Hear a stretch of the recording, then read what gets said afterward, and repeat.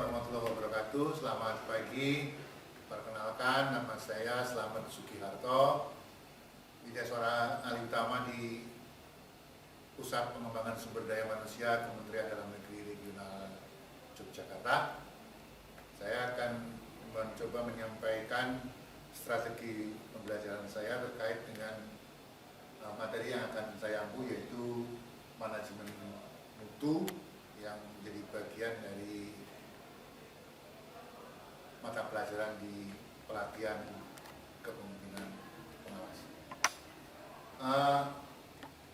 Seperti biasanya saya akan memulai pembelajaran dengan memperkenalkan diri dan juga mencoba mengenal peserta sebagai bagian dari proses ice breaking untuk mengantarkan peserta melaksanakan proses pembelajaran yang selanjutnya. Kemudian saya akan mencoba menempatkan materi ini sesuai dengan perjalanan pembelajaran yang harus dilalui oleh peserta dalam mengikuti pelatihan kepemimpinan pengawas. Baru kemudian akan saya sampaikan tujuan pembelajaran, yaitu hasil belajar. Setelah mengikuti mata pelajaran ini, peserta diharapkan mampu memahami manajemen mutu dan menerapkan teknik pengendalian mutu yang relevan dengan pelaksanaan tugas peserta di instansinya. Indikator hasil belajarnya ada 7, yaitu pertama adalah substansi ceramah manajemen mutu yang disampaikan oleh narasumber. Jadi nanti dari jambel yang tersedia itu ada 3 jambel yang dipakai untuk mendengarkan ceramah dari narasumber yang tentunya terpilih dikaitkan dengan topik manajemen mutu. Kemudian indikator belajar yang kedua adalah terkait dengan pengembangan dan ruang lingkup manajemen mutu.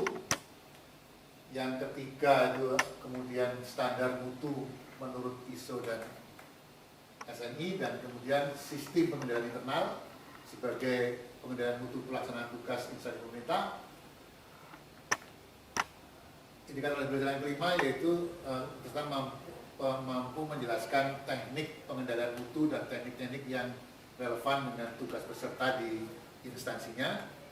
Kemudian mengendalikan proses pelayanan dan menjelaskan terkait dengan cara menganalisis masalah manajemen mutu dan solusinya. Sebelum materi pokoknya ada 7 juga, yaitu ceramah manajemen mutu, perkembangan dan ruang lingkup manajemen mutu. Yang ketiga standar mutu, kemudian yang keempat SPIP, yang kelima adalah teknik pengendalian mutu, yang keenam pengendalian proses pelayanan, dan yang ketujuh analisis permasalahan manajemen mutu dan juga solusinya.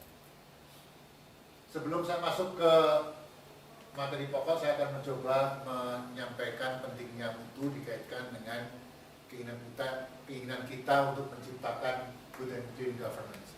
Sementara dalam kenyataannya masih banyak persoalan-persoalan yang secara tidak langsung juga terkait dengan mutu pelayanan yang ada di Indonesia. Kemudian baru kita akan masuk ke pokok bahasan yang pertama. Memang bukan materi pokok yang pertama, yaitu refleksi terkait dengan hasil mendengarkan ceramah dari narasumber. Kita gali apa yang bisa dipelajari dari peserta dari ceramah narasumber. Kemudian baru masuk ke pokok bahasan yang kedua, yaitu perkembangan dan ruang lingkup mutu. Ini diawali dengan memberikan pengertian tentang mutu. Yang ingin saya tekankan justru adalah pengertian mengenai mutu pelayanan dasar, karena ini sangat terkait dengan nantinya peserta yang sebagian besar berasal dari pemerintah daerah, yaitu terkait dengan mutu pelayanan dasar, yaitu ukuran kuantitas dan kualitas barang atau jasa, kebutuhan dasar, serta pemenuhannya secara minimal dalam pelayanan dasar sesuai dengan standar teknis agar bisa hidup secara layak.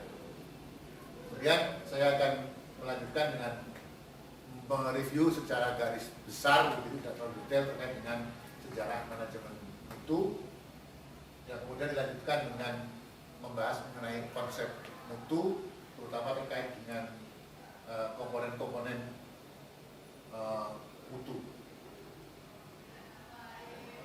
Setelah itu saya akan memutar video tentang mutu, kemudian memberikan penugasan kepada peserta untuk mencoba membahas mengenai bagaimana komponen mutu seperti yang ada di video itu untuk diterapkan di tempat kerja masing-masing. Kemudian pembahasan mengenai materi yang pertama ini, materi pokok yang pertama ini dilanjutkan dengan membahas mengenai pengertian manajemen mutu, kemudian juga terkait dengan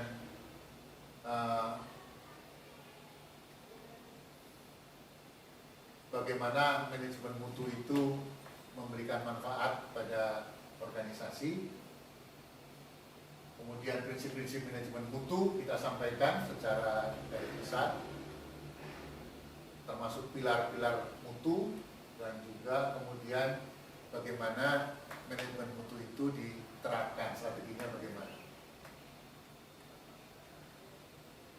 Selanjutnya masuk ke materi pokok yang berikutnya, yaitu terkait dengan standar mutu.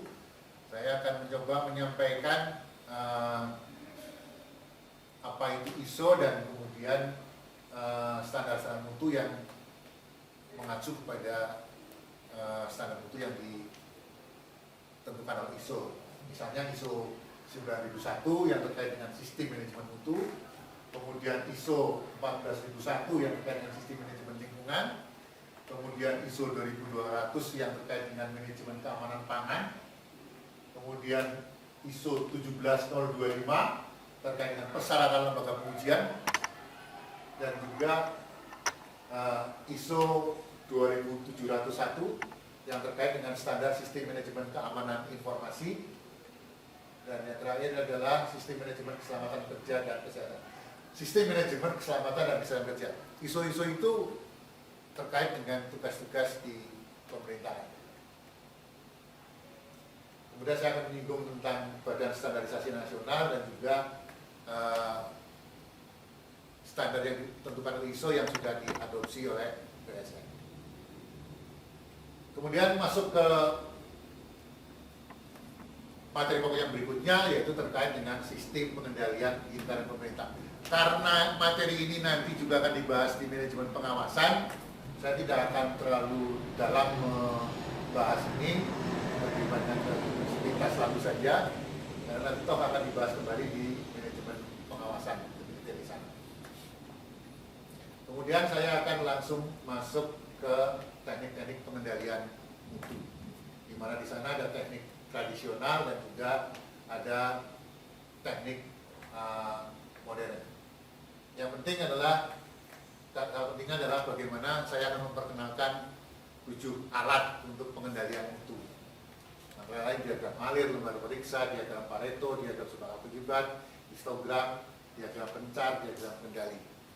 Nah, terkait dengan 7 alat ini, saya nantinya akan meminta peserta untuk di dalam kelompok mencoba menerapkan itu, terutama nanti terkait dengan lembar periksa, bagaimana membuat lembar periksa untuk pengecekan dokumen-dokumen yang semestinya ada di dalam proses pengadaan barang dan jasa, terutama pengadaan barang dan jasa yang dilaksanakan secara lelang, baik itu lelang terbatas maupun lelang terbuka. Dan ini saya kira akan terkait nanti dengan mata pelajaran lain, kalau tidak salah adalah terkait dengan pengendalian kinerja. Kemudian setelah itu akan masuk ke materi yang berikutnya, yaitu pengendalian proses pelayanan, yang pada dasarnya isinya adalah bagaimana kita merespon terhadap keluhan dari pelanggan, merespon keluhan itu sendiri maupun nantinya dalam rangka perbaikan pelayanan selanjutnya. Materi pokok yang terakhir terkait dengan analisis permasalahan manajemen mutu dan solusinya. Di sini saya akan memutarkan video terkait dengan wawancara Pak Jonan bagaimana beliau memandang persoalan di PT KAI, kemudian bagaimana beliau mencoba merubah itu semua sehingga PT KAI menjadi seperti yang sekarang ini. Kemudian meminta peserta untuk berdiskusi dalam kelompok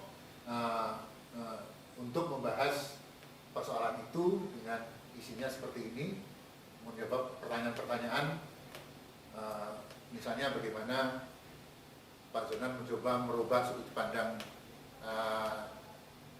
pegawai PT KAI dalam memandang persoalan di